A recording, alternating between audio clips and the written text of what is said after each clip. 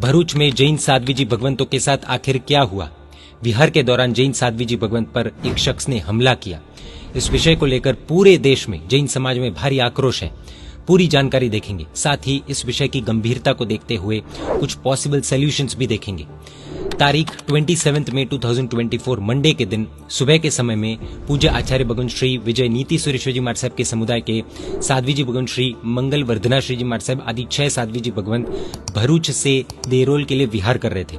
उन्होंने देखा कि एक व्यक्ति लगातार उनके पीछे आ रहा था। भरूच विहार ग्रुप के कार्यकर्ता विहार में साध्वी जी भगवंत के साथ थे। विहार सेवकों ने रुक कर कई बार उस शख्स पर नजर भी रखी। कुछ किलोमीटर पीछे चलकर वह व्यक्ति गायब हो गया। सब देरोल गांव पहुंचने वाले थे। पूरा उजाला हो चुका था। गांव की सीमा से कुछ डिस्टेंस पहले, यानी कि उपाश्रय वहां से जब करीबन 1 किलोमीटर की दूरी पर ही था, तब पूज्य साध्वी जी भगवंतों ने विहार सेवकों को वापस जाने की अनुमति दे दी। कुछ ही देर बाद वो शख्स वापस आया। पीछे जोर जोर से चिल्लाकर वो साध्वी जी भगवंत को डराने लगा। थोड़ी ही देर में वह व्यक्ति साध्वी जी के अत्यधिक निकट आ गया। साध्वी जी ने उसे दूर जाने के लिए कहा, लेकिन वो नहीं माना। साध्वी जी ने चिल्लाकर वार्निंग भी दी, फिर भी वो छेड़खानी करने लगा। तब बड़े साध्वी जी भगवंत ने सभी साध्वी जी भगवंतों को रुकने का आदेश दिया। इतने में उसने बड़े साध्वी जी भगवंत को धक्का लगाकर नीचे गिरा दिया। इसके बाद उसने अपना बेल्ट निकाला और हमारे पूज्य साध्वी जी भगवंत को बेल्ट से मारने लगा। इसका नाम अल्ताफ हुसैन हमीद शेख है। यही वह व्यक्ति है। इस दरिंदे ने एक साध्वी जी भगवंत को करीब 7 से 8 बार बेल्ट से वार किया। अन्य 2 साध्वी जी भगवंत पर भी बेल्ट से हमला किया। यह व्यक्ति जैन साधु साध्वी जी भगवंतों का वैरी है या नहीं, अथवा इसे किसी ने प्लानिंग के साथ भेजा है, ये सब इन्वेस्टिगेशन का विषय है।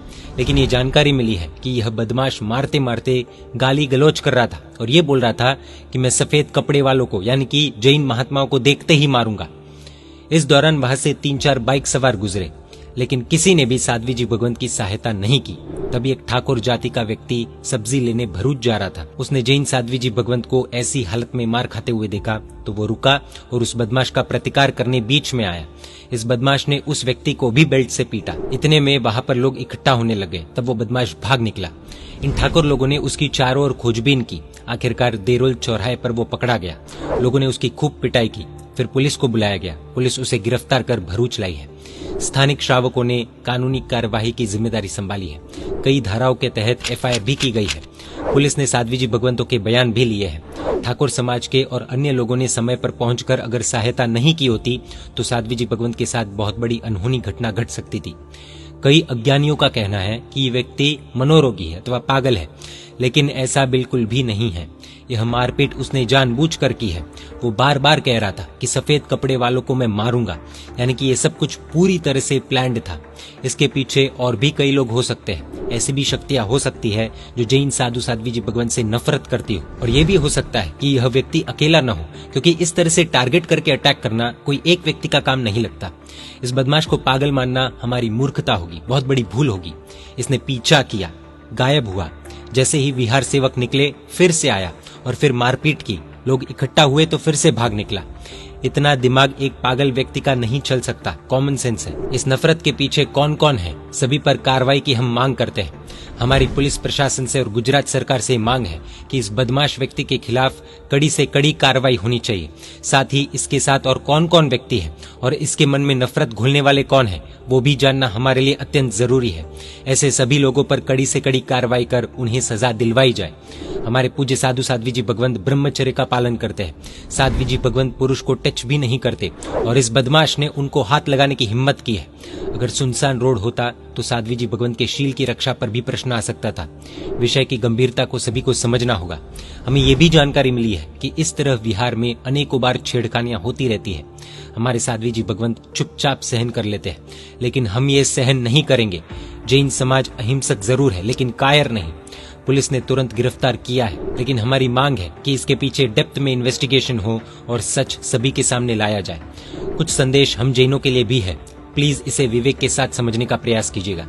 सभी विहार सेवकों की अंतर्मन से अनुमोदना कि इतनी गर्मी में भी वे विहार सेवा दे रहे हैं। लेकिन यह घटना एक संकेत है कि पूज्य साध्वी जी भगवंतों को अकेला कहीं पर भी जाने देना अभी के समय में उचित नहीं है। इसलिए अंत तक साध्वी जी भगवंतों के साथ रहना होगा। सभी युवाओं से भी निवेदन है, अपने अपने क्षेत्र के विहार ग्रुप के साथ प्लीज जुड़ सकते हैं। सच्चे सेंस में पूज्य गुरु भगवंतों की रक्षा तो तभी ही होगी। हम नम्रता पूर्वक कहना चाहते हैं कि हमारे स्वार्थ के लिए पूज्य गुरु भगवंतों को इधर उधर विहार करवाना हमें शायद बंद करना होगा। बीते कुछ दिनों में विहार के दौरान कई एक्सीडेंट्स भी हुए। अनावश्यक विहार यदि बंद नहीं हुए तो हम न जाने कितने गुरु भगवंतों को खो देंगे। हमारे अनुष्ठानों के लिए वाहवाही बटोरने के लिए पूज्य गुरु भगवंतों को रोड मपाना किसी भी तरह से शासन के हित में नहीं हो सकता। हम अनुष्ठानों के विरोध में नहीं हैं, लेकिन अनावश्यक विहार तो बंद हो सकते हैं ना। हम ये नहीं कह रहे कि विहार बंद हो, लेकिन अनावश्यक विहार तो रोक ही सकते हैं ना। कोई बड़ी घटना घटे उससे पहले आवश्यक कदम उठा लेने चाहिए, ऐसा लगता है। बाकी जो गीतार्थ गुरु भगवंतों को उचित लगे वही सबको मान्य होगा। छोटा मुंह बड़ी बात लगेगी, लेकिन आज के भयानक युग में पूज्य साध्वी जी भगवंतों को एक क्षण के लिए भी विहार में अकेला छोड़ना बिल्कुल भी उचित नहीं लगता। चारों ओर शिकार करने के लिए भेड़िए घूम रहे हैं। यदि विहार सेवक कोई कारणवश अवेलेबल नहीं हो तो तब तक के लिए विहार नहीं करना ही ज्यादा उचित और सुरक्षित होगा, ऐसा लगता है। पूज्य गुरु भगवंतों की सुरक्षा को लेकर, विहार में हो रहे इस तरह के केसेस को लेकर, एक्सीडेंट्स को लेकर एक मजबूत संगठन की, ग्रुप की आवश्यकता लगती है, जो सिर्फ और सिर्फ पूज्य गुरु भगवंतों की सुरक्षा की जिम्मेदारी उठाए, सिर्फ इस कार्य पर फोकस करे, इस कार्य पर कार्य करे। साथ ही कम से कम गैप में R&D करके विहार धाम की व्यवस्था पर यदि हम फोकस करें तो आने वाले कल के लिए एक बहुत अच्छा काम हो सकता है। कुछ ग्रुप्स इस पर ऑलरेडी काम कर ही रहे हैं। जैन समाज के अग्रणियों से हमारी इस मंच से प्रार्थना है कि इस केस को लॉजिकल एंड तक पहुंचाए, आरोपी को सख्त से सख्त सजा दिलवाए। मैटर कोर्ट में जाएगा, वक्त लग सकता है, लेकिन कृपया इसे बीच में छोड़ना नहीं है। महामंत्री श्री वस्तुपाल की घटना तो सभी को पता ही होगी। बाल साधु को थप्पड़ मारने वाले राजा के रिश्तेदार के हाथ की उंगलियां काट दी गई थी। इस तरह की घटनाएं जब बढ़ रही है तब पूज्य गीतार्थ गच्छादि भगवंतों की आज्ञा मिले तो दो चीजें की जा सकती है। साध्वी जी भगवंतों के लिए सेल्फ डिफेंस कोर्स, इस पर ऑलरेडी कई बार कार्य हो चुके हैं, लेकिन स्ट्रिक्टली इंप्लीमेंट हो तो बहुत अच्छा होगा। और दूसरी बात, व्हीलचेयर आदि में पैनिक बटन की छोटी सी डिवाइस अटैच की जाए तो सेफ्टी सिक्योरिटी की व्यवस्था अच्छे से हो सकती है। ऐसे सुझाव भी कई लोगों के आए हैं, लेकिन यह विषय गीतार्थ गुरु भगवंतों का है। ऐसे कुछ प्रैक्टिकल सोल्यूशंस गीतार्थ गुरु भगवंतों के सामने हम रख सकते हैं। आखिरी निर्णय उन पर छोड़ देना चाहिए। अगर हमारी विहार सेवा में जाने की अनुकूलता न हो तो क्या कर सकते हैं? हम कम से कम रोज डेली के रूटीन पर पूज्य गुरु भगवंतों की सुरक्षा के लिए, उनकी सेफ्टी के लिए प्रार्थना तो कर ही सकते हैं। जय जिन शासन, जय महावीर।